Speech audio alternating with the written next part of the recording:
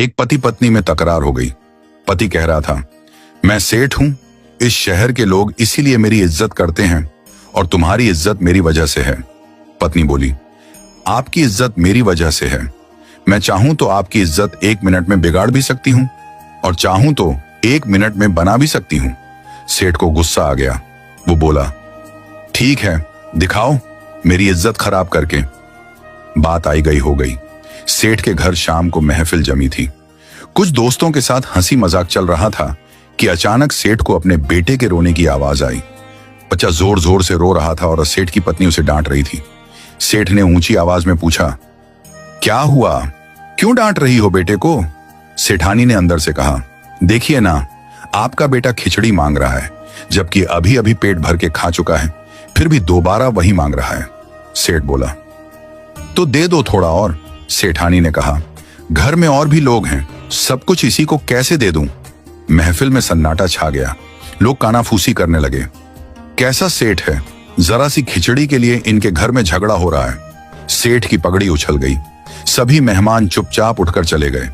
घर में जो अशांति का माहौल बन गया था, उसे देखकर सेठ अपनी सेठानी के पास गया और बोला, मैं मान गया, तुमने आज मेरी इज्जत उतार दी। लोग क्या क्या बातें कर रहे थे, अब तुम यही इज्जत वापस लाकर दिखाओ। सेठानी बोली, इसमें कौन सी बड़ी बात है? जो लोग महफिल में थे उन्हें आप फिर से किसी बहाने से बुलाइए। सेठ ने वैसा ही किया।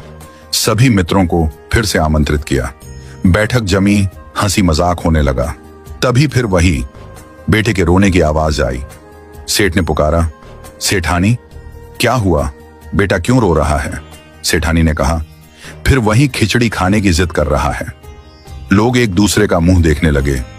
हर दिन खिचड़ी के लिए क्लेश। सेठ मुस्कुराते हुए बोला, अच्छा सेठानी, एक काम करो, तुम खिचड़ी यहां ले आओ, हम खुद अपने हाथों से बेटे को देंगे, वो मान जाएगा, और सभी मेहमानों को भी खिचड़ी परोसो। सेठानी ने कहा, जी सेठ साहब। सेठानी बैठक खाने में आ गई। पीछे पीछे नौकर सिर पर सामान लिए हुए आया। हांडिया नीचे रखी गई और मेहमानों को परोसना शुरू हुआ। बेटे के साथ साथ सभी मेहमान हैरान थे। जो परोसा जा रहा था वो साधारण खिचड़ी नहीं थी, उसमें खजूर, पिस्ता, काजू, बादाम, किशमिश वगैरह से बना हुआ एक अत्यंत स्वादिष्ट व्यंजन था। लोग मन ही मन सोचने लगे, अगर सेठ के घर इसे खिचड़ी कहते हैं तो मावा मिठाई किसे कहते होंगे? सेठ की इज्जत में 4 चांद लग गए। लोग उसकी रईसी की चर्चा करने लगे।